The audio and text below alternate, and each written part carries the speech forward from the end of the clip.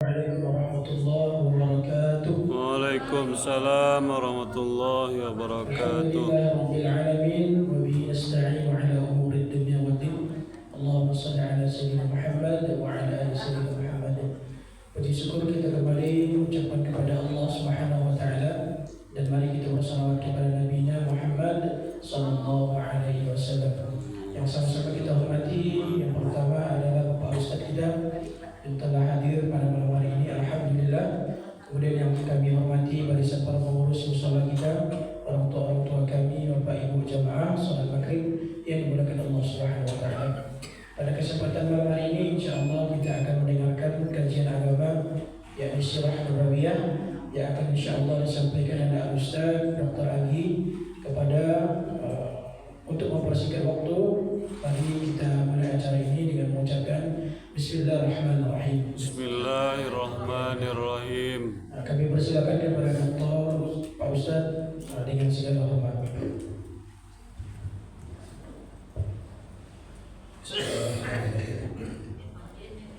Assalamualaikum warahmatullahi wabarakatuh. Waalaikumsalam warahmatullahi wabarakatuh.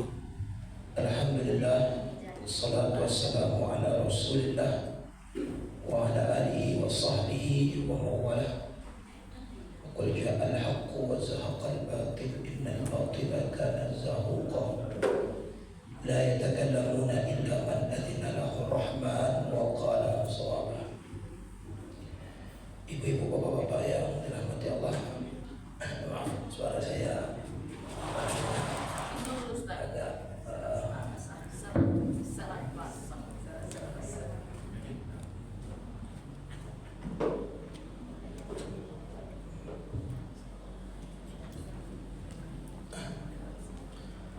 tapi masih terdengar ya Pak ya. Alhamdulillah. Kita sekajian ringan saja minggu malam ini, sirah Nabi, ya, sejarah Nabi. Pertama kemarin di pertemuan pertama kita sudah membahas tentang ciri fisik Nabi, ya, di mana ciri-ciri fisik Nabi ini ada babnya itu dalam khazanah keilmuan Islam. Ada bab fisik Nabi, ya. Memang kita katakan kemarin dia tidak boleh digambar, tapi boleh dilukiskan. Banyak ulama yang sudah menarasikan, membuat diksi-diksi tentang ciri-ciri fisik Nabi itu, bentuk hidungnya, bentuk matanya, bentuk rambutnya, ya.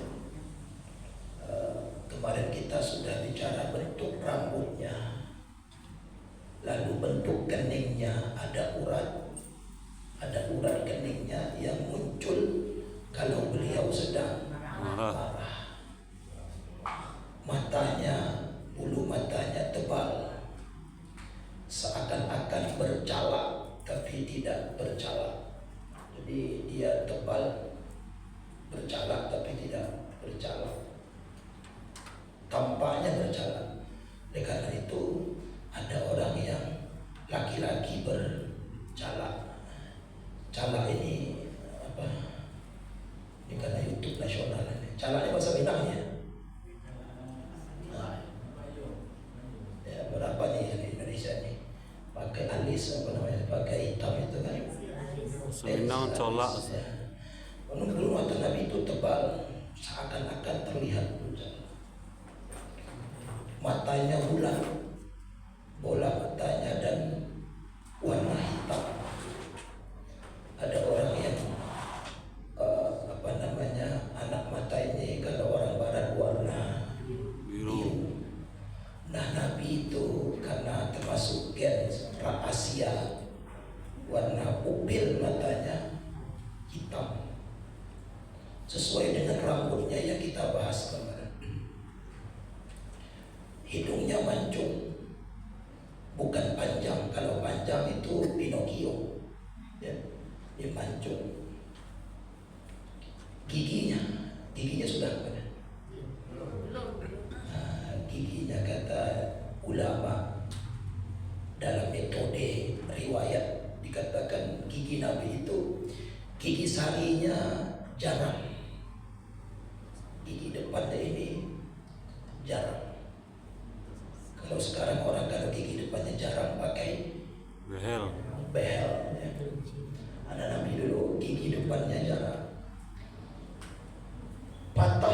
salah satu giginya terkena tombak ketika perang Uhud.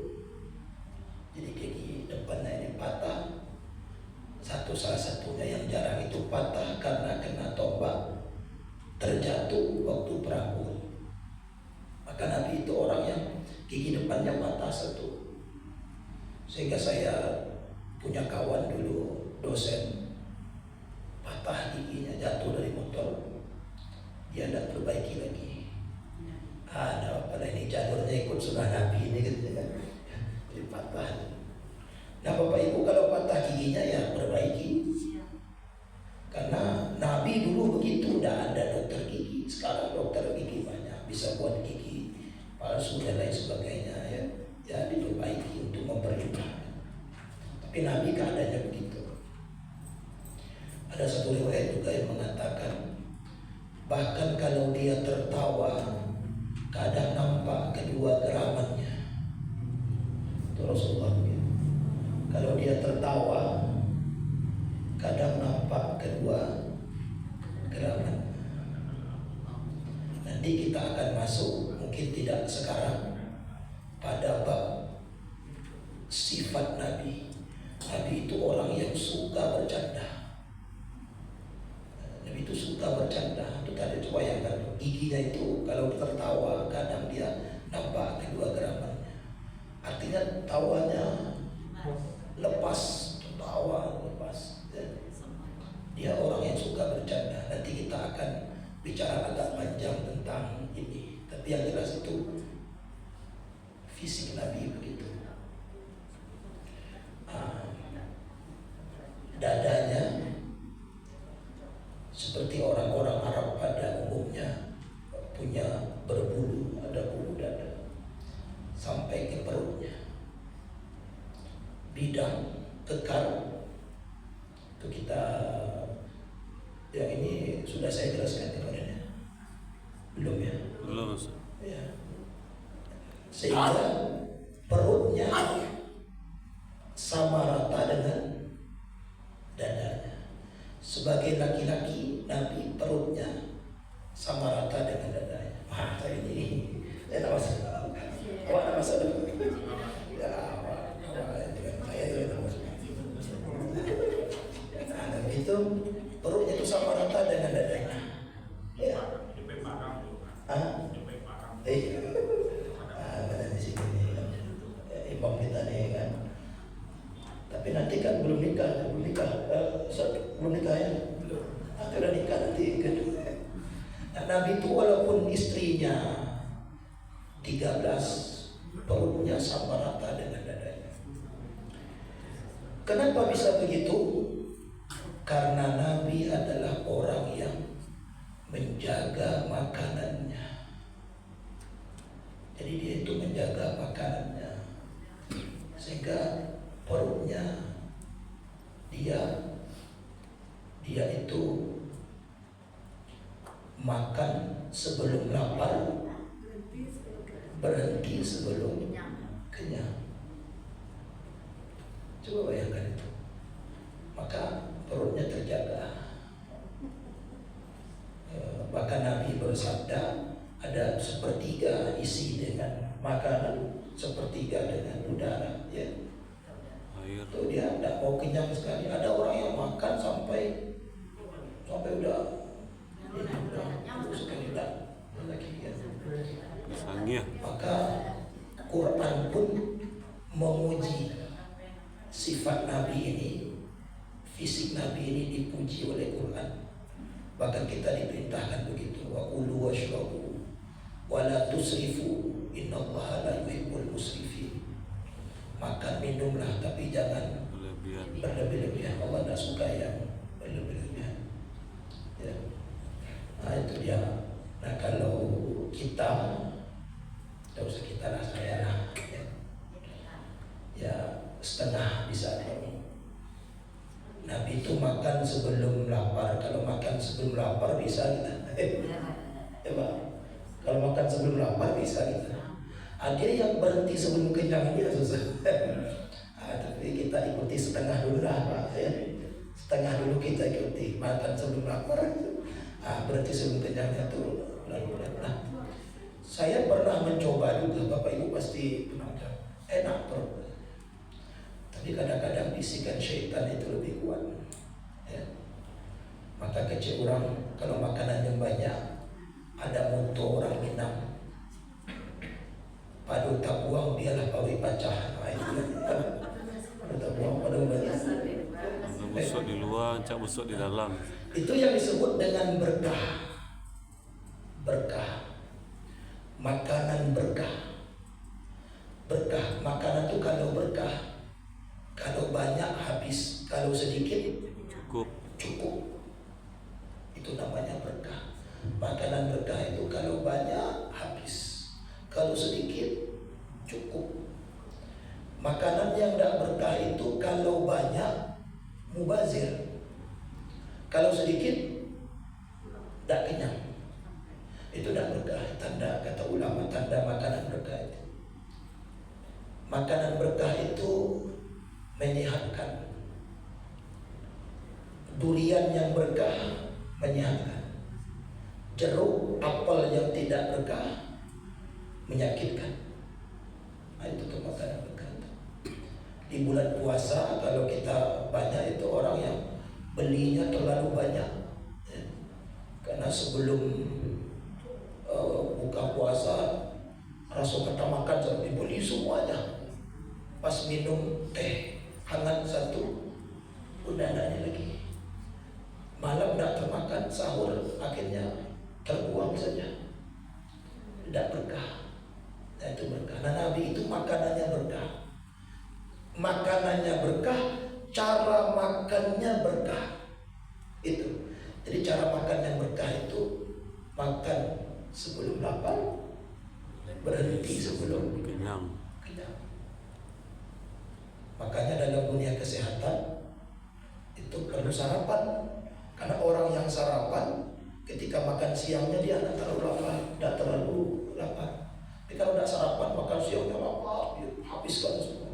Takajud paginya.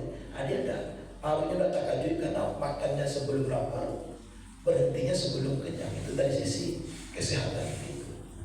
Makanya perutnya Spek. tangannya berbulu seperti orang Arab. Karena saya berbulu juga. Tangannya berbulu. Ya. Kakinya Nabi itu telapaknya besar. Makanya dia betisnya besar. Jalannya kata ulama tidak bersuara.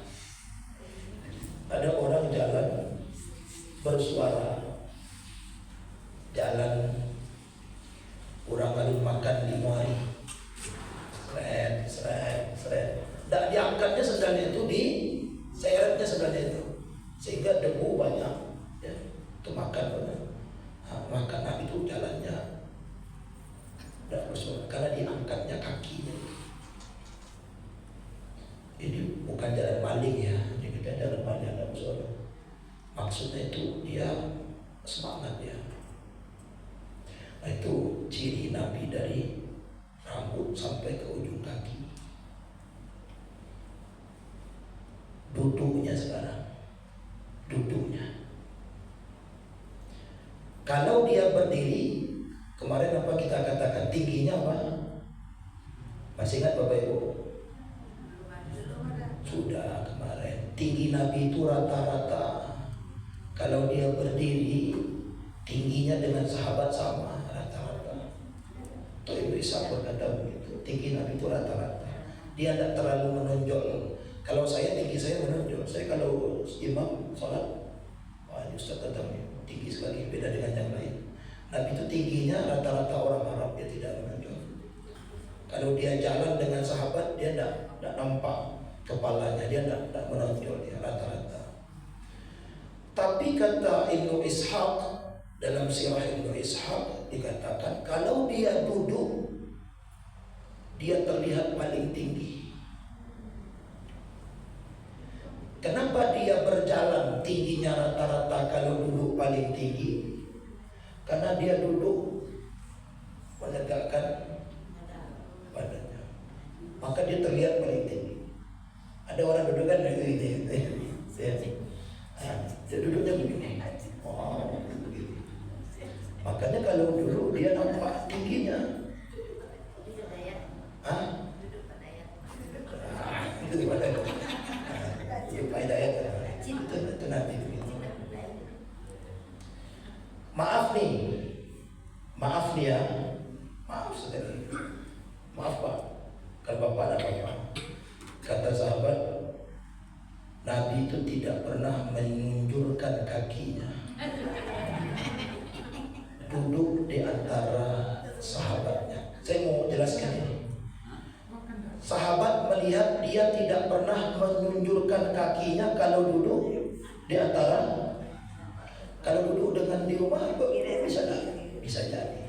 Itu komentar ulama itu, dia tidak pernah mengunjurkan kakinya kalau duduk di depan sahabatnya.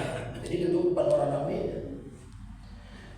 Nah itu karena Nabi masih nah, kalau kayak Pak Dayat dia kan tunjuk kaki dia bertanya, tapi kalau untuk apa? Tidak ada. Bapak mau tunjuk kaki Pak? Sakit. Nabi itu orang sehat. Umur 60, 61 bahkan dia tidak tunjuk kaki. Dia masih kuat. Saya yang masih muda, kalau pergi yang lama dulu itu orang mau menikah itu nah itu hari ya, ini kan sering dibawa juga nih jadi mama rental kan, tidak tukang doa lah kan, mau itu kan lama itu hitungnya itu itu saya kadang setengah jam tuh lah ganti standar kaki itu ya. Nabi itu enggak. Itu karena kakinya sehat. Coba bayangkan, dia berjalan hijrah dari Mekah ke Madinah. Jarak Mekah ke Madinah itu 490 kilo, 500 kilo. Jarak sini Bukit Tinggi 90 kilo. 5 kali bolak-balik Padang Bukit Tinggi dia hijrah jalan kaki ya. Kuat. Umurnya hijrah umur 53 tahun. Bapak Ibu yang umur 53 tahun jalan dari sini ke Pasaraya saja ya. Nah, dia umur 53 tahun jalan hijrah. Ia ada onta, tapi onta itu tidak dipakai, itu letak barang saja ya, jalan 53 tahun jalan 500 kilo dari ya taruhlah sini Pekanbaru. Padang Pekanbaru lebih Padang Pekanbaru jalan. Coba ya, dia ada setelah itu dia ada urut atau apa pergi ke kakiku tak pijit ke tukang pijit tidak ada karena sehat. Makanya wajar dia duduknya bersila, tidak mengunjurkan kaki. Tak sahabat Nabi itu kalau berdiri dari duduknya dia permisi. Jadi Rasulullah itu kalau berdiri dari duduknya, duduk di antara sahabatnya, kalau dia berdiri dari duduknya dia permisi. Begitulah cara duduk Nabi. Cara duduknya, cara jalannya, cara minumnya. Rasulullah tidak melarang orang minum berdiri. Ini saya mau lihat. Nabi tidak pernah melarang orang minum berdiri, walaupun dia sering minum duduk. Saya menemukan ada beberapa riwayat yang Nabi minum berdiri. Ali bin Abi Thalib pernah meriwayatkan yashrabu Rasulullah hakaza, dia Nabi mempraktekkan. Ali bin Abi Thalib mempraktekkan Nabi pernah minum berdiri. Dari Ibnu Abbas juga dikatakan dia pernah minum berdiri dengan Ibnu Abbas. Yang dikatakan la tashrabanna ahadukum qa'iman itu dengan matan yang berbeda-beda. Tapi salah satunya adalah jangan ada yang minum berdiri, itu bukan hadis Nabi itu. Itu dia mauquf sampai sahabat, itu perkataan Abu Bakar Siddiq. La tashrabanna ahadukum qa'iman, jangan di antaramu ada yang minum berdiri, itu bukan hadis Nabi, itu perkataan Abu Bakar Siddiq. Karena Nabi pun pernah minum berdiri, tapi lebih banyak minum duduk. Makanya ibu bapak, ada tuh siapa namanya yang sudah meninggal itu, Syekh yang di TV One itu, Syekh Muhammad Ali Jabir. Ali Jabir, almarhum Ali Jabir. Itu kan waktu diliput TV One ke rumahnya kan dia pernah minum berdiri. Itu ada di YouTube, ada tuh. Itu kan komentarnya banyak di bawah, dasar Ustaz kok minum berdiri, udah ikut sunnah Nabi. Itu Ustaz yang paham. Nabi pernah minum berdiri. Dalam kondisi tertentu dia pernah minum berdiri. Jadi minum duduk itu tidak wajib. Minum berdiri tidak haram. Minum duduk tidak wajib, minum berdiri tidak, boleh-boleh aja. Tapi Nabi lebih banyak minum duduk. Tapi pada kondisi-kondisi tertentu dia minum berdiri. Ya. Nah, kemudian ada pemahaman yang keliru. Ini lebih keliru lagi. Ya Nabi kan minum air Zam-Zam. Lalu dikatakan oleh orang yang tidak paham itu, ini orang tidak ngaji ini kan. Kalau begitu minum air Zam-Zam boleh berdiri. Pak Ibu ke Mekah, ke Madinah sering nggak lihat orang minum berdiri itu? Ada kan? Ayatnya. Minum air Zam-Zam boleh berdiri. Minum air sajuk tidak boleh. Nanti mendapat begitu. Itu error. Air sama aja.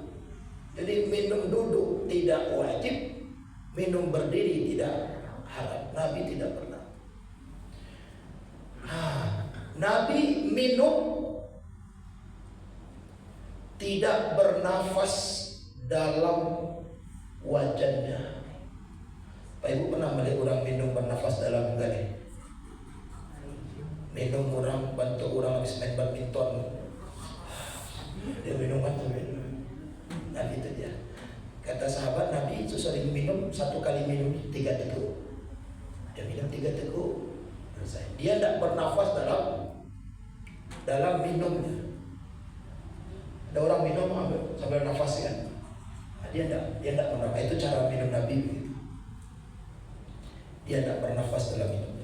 Dan selalu mengucapkan Alhamdulillah.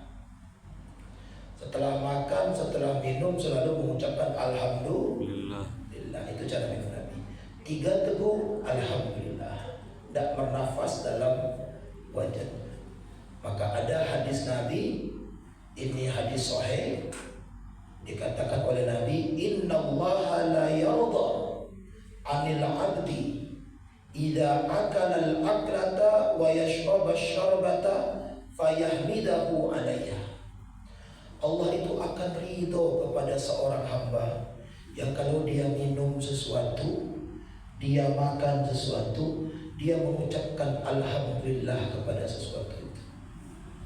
Nah ini apa saya sudah pernah katakan di sini, Pak, saya tidak tahu. Itu Innallaha la yarda 'alal 'abdi, maaf, Innallaha la yarda 'anil 'abdi. Allah benar akan ridho terhadap seorang hamba idza akala al-aklata, kalau dia makan suatu makanan, wa yashraba asy-syarbata, kalau dia minum sebuah minuman, fayahmidahu 'alayha, dia mengucapkan alhamdulillah atas makanan dan minuman itu.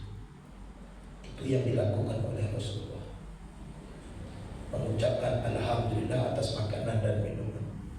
Kenapa? Karena kita katakan minuman ini, makanan ini punya rasa. Ada Rasul. Maka saya sudah pernah saya katakan di sini atau tidak, ada minuman diteliti oleh orang Jepang yang kalau dibacakan baik, kristalnya jadi Bagus. bagus. Minuman yang kalau dicaci, kristalnya jadi buruk. Karena minuman ini mendengar, minuman ini merasa. Orang-orang tua kita berkata dulu, jangan buang-buang nasi na ibonyo. Punya menangi. Ya, kalau ada dia kayak ayam, ya, ibu nasi itu orang-orang nasi ibu, dia punya rasa. Dalam agama kita tidak ada benda mati, semua benda hidup. Ini kita melompat terlalu jauh ini. Nanti ketika membuat masjid Nabi itu ada mimbar dari pohon kurma. Setelah tahun ke-7 Hijriah, ada para sahabat berinisiatif membuat mimbar baru untuk mengganti pohon kurma itu. Nabi nak pakai lagi mimbar pohon kurma itu. Lalu ketika Nabi sedang mengajar, ada suara orang nangis. Dikata jin apa nangis dalam masjid ada nangis. Nabi lihat orang nangis. Itu mimbar nangis. Kenapa? Dia ibadah, dia tidak dipakai lagi. Potongan pohon kurma itu Nabi pegang pohon kurma itu, Nabi elus, berhenti menangis.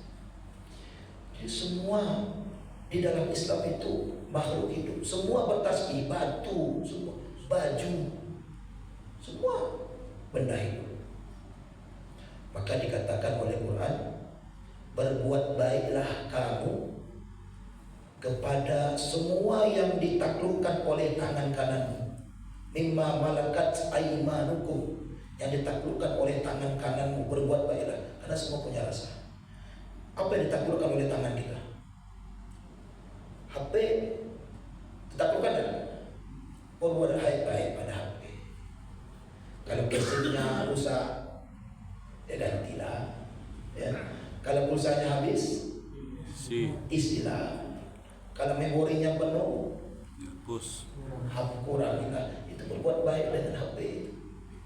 Berbuat baik dengan motor. Waktu dia ganti oli, gantilah. Kalau banyak kempes, pompalah. Semua punya rasa dalam agama itu, semua ini hidup. Dengan baju, kalau 2-3 hari dipakai, cuci lah. Itu semuanya. Jadi akhlak itu dalam Quran 12 macamnya. Salah satunya akhlak kepada benda mati, karena semuanya tidak ada benda mati dalam semua hidup. Akhlak dengan rumah, kalau kotor sapulah semua. Dengan makanan, dengan minuman, Nabi begitu. Kalau dia setelah minum, dia selalu mengucapkan alhamdulillah. Itu cara Nabi minum. Minuman yang disukai Nabi, tidak ada Sprite, Fanta, Coca-Cola.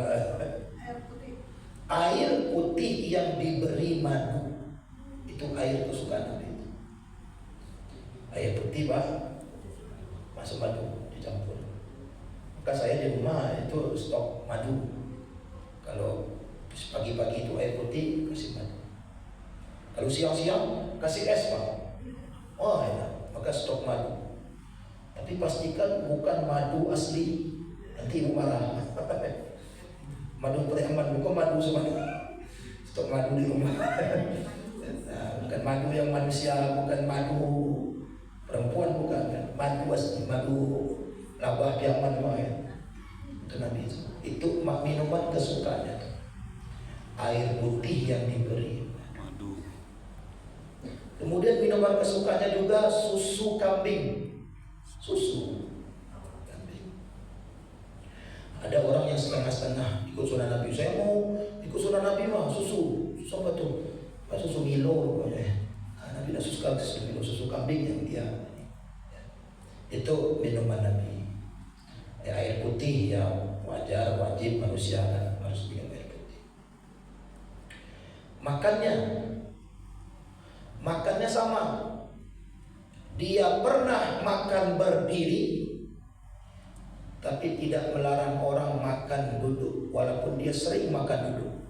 Tapi dia pernah makan berdiri. Itu ada hadis riwayat Ibnu Abbas, makan berdiri dalam sebuah walimahan dengan Nabi, karena tempatnya udah penuh, ya.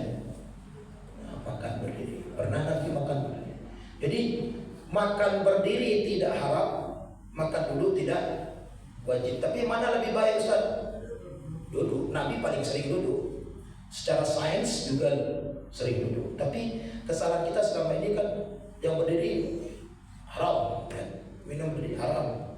Minum berdiri haram. Masa minum berdiri orang akan berdosa, ya. Boleh minum berdiri, boleh makan berdiri. Tapi sebaiknya duduk. Saya mau meluruskan itu. Saya tidak mau ajak Bapak Ibu makan berdiri, minum berdiri. Tidak ada, saya tidak ada maksud sama sekali. Nanti salah paham lagi. Saya hanya meluruskan tidak berdosa makan berdiri, tidak berdosa minum berdiri. Itu yang mau saya luruskan. Ada orang minum berdiri berdosa aja. Dia Ustaz minum berdiri berdosa, kan kadang begitu. Jadi kita memang harus meletakkan sesuatu itu pada tempatnya, pada porsi yang benar, ya. Makannya Nabi makan dengan 3 jari. Itu karena makanan pokok orang Arab itu tidak ada yang berkuah. Makanannya itu roti, paha kambing, ya, roti, paha kambing itu aja. Kan bisa, awak baca bolo, ambo yang ini sudah Nabi ya. Lontong gulai cek, lontong gulai cuma ada cek, nampai saya dorong. Kekep. Makan bakso di Mas Maman misalnya. Mas bakso mas, nggak pakai sendok mas, ikut sunnah Nabi. Jadi perspektifnya dulu Nabi begitu karena keadaan begitu. Sekarang begini, mesti begini. Jadi poinnya, ikut sunnah Nabi itu harus dengan cerdas. Itu poinnya. Itu bukan kata saya itu kata ulama ya, ulama hadis mengatakan. Saya juga dosen sunnah, saya mengajar sirah nabawiyah juga di kampus. Begitu. Nabi adalah uswatun hasanah, tapi mengikuti Nabi dengan cerdas. Nabi marah orang. Ada seorang sahabat, Nabi lempar sendalnya, lalu sahabat itu lempar sendal juga. Kamu kenapa lempar sendal? Ya kamu lempar, saya lempar. Tidak tahu kenapa Nabi lempar, kan? Begitu. Itu dia harus tahu. Dulu Nabi begitu karena keadaannya begitu. Sekarang begini, maka begini. Ada paham-paham yang sangat saklek sekali, ketat sekali. Dulu begitu, harus begitu. Tidak boleh begini. Mana dalilnya? Nabi pernah lakukan. Itu susah kita beragama. Lalu tiba-tiba orang ini zakatnya pakai beras, pakai uang. Nabi tidak pernah zakat pakai uang, pakai beras. Nabi pakai kurma. Keadaannya begitu. Sekarang begini. Budaya orang berubah. Budaya itu berubah sekali, cepat sekali berubah budaya itu. Kita tidak bisa memakai budaya 1400 tahun yang lalu kita terapkan sekarang. Kita menjadi orang-orang yang terlambat lahir. Saya sering katakan kalau orang masih begitu, dia menjadi orang yang terlambat lahir. Bapak lahirnya 1400 tahun yang lalu, enggak sekarang kan. Susah kita. Orang salah paham dengan Islam ini, tidak mau masuk Islam karena kita menetapkan budaya tahun 1400 pada sekarang. Maka Bapak Ibu, tahu dah Bapak Ibu, di Mu'alaf Center dalam catatan Google juga, agama Islam itu agama paling cepat berkembang. Kenapa? Karena dia bukan agama simbol, dia agama substantif. Makanya dia diterima. Buat masjid tidak harus kayak di Mekah, boleh mau kayak masjid Sumatera Barat. Di Eropa masjidnya nggak ada, cuma di kantor saja. Nanti di Jawa nanti lain lagi, di Minang lain lagi. Tidak harus. Makanya Islam itu diterima di Cina, diterima di Amerika, diterima di Eropa, diterima di Afrika. Dia bukan simbol, Dia substantif, apa substansinya? Dan begitu. Kayak saya kira mungkin sangat sederhana ya yang saya jelaskan ini. Jadi jangan dikira nanti agak susah. Bisa dipahami ya Bapak-Ibu ya? Ya. Ya. Kalau Nabi itu makan katanya menjilat tangannya. Ya. Nah, bukan menjilat tangan, menjilatkan tangannya kepada sahabatnya. Sahabat itu setelah makan saling menjilatkan tangan ke satu sama lain. Keadaannya dulu begitu. Ya.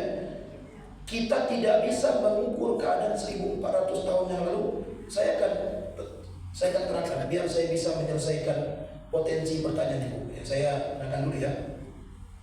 Makannya. Ya. Saya tanya sesuatu. Menikahi anak di bawah umur anak 6 tahun buruk atau tidak?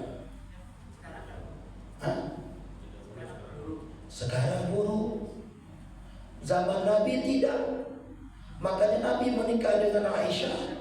Aisyah umur 6 tahun. Nah, hak aktivis gender sekarang mengatakan itu Nabi kamu pedofilia, Nabi kamu gila seksual, nikah anak di bawah umur.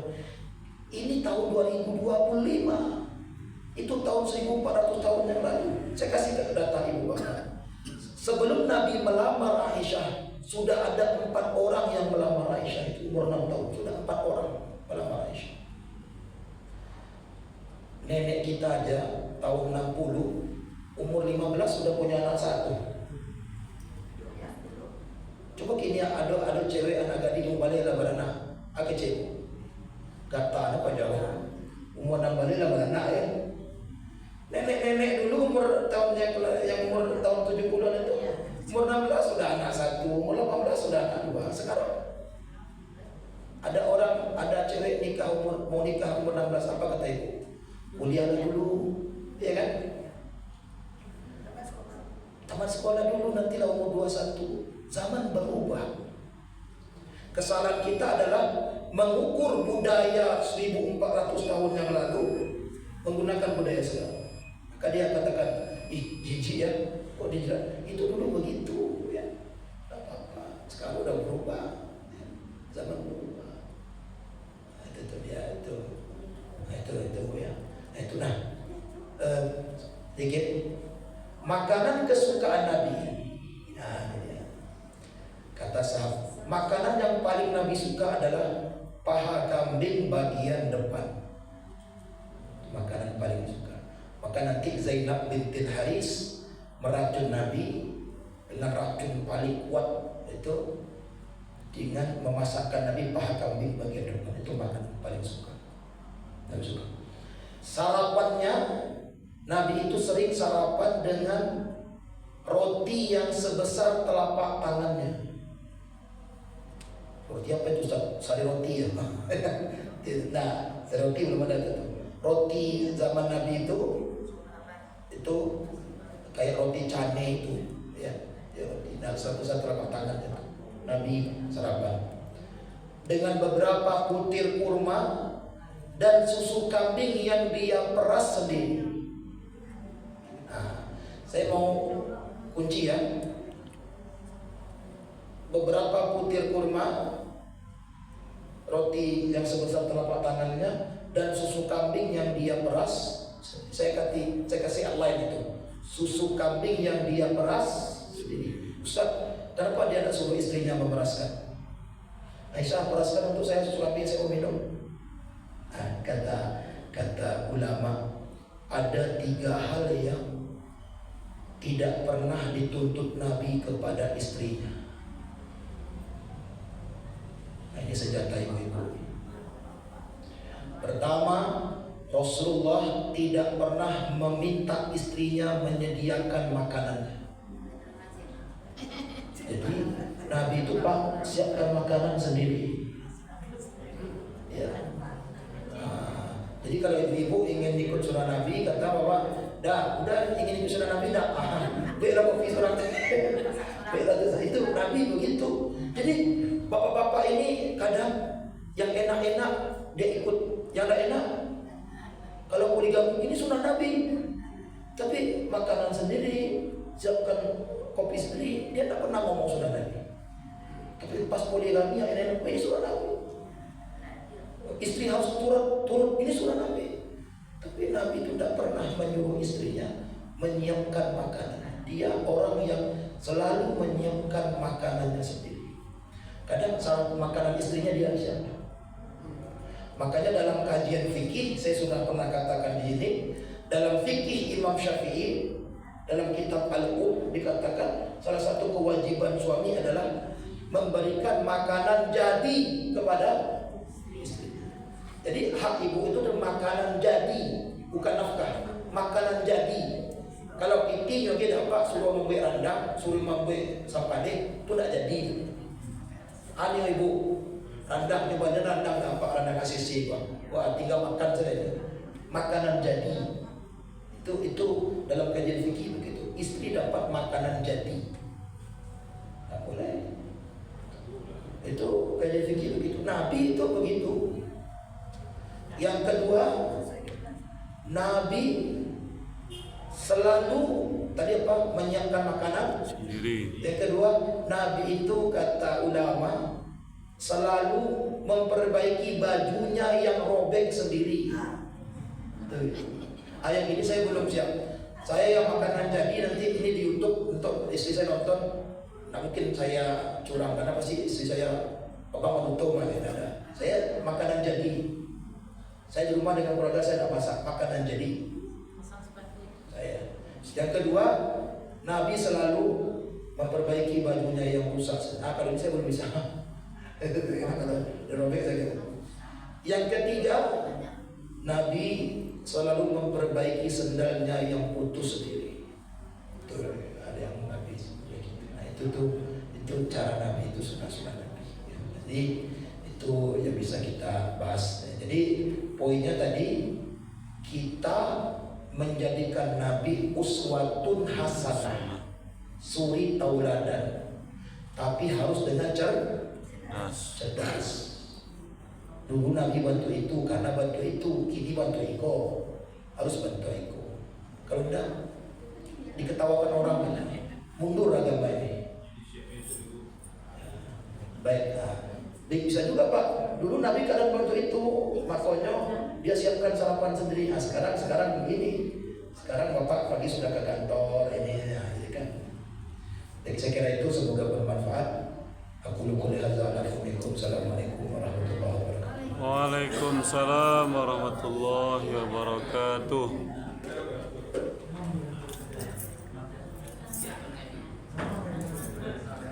Sebelum kita ucapkan kepada Al-Ustaz yang telah memberikan penjelasan kepada kita bersama, semoga kita dapat ambil dan sebagai uswatun hasanah bagi kita untuk diaplikasikan di kehidupan kita. Amin ya rabbal Amin ya rabbal alamin.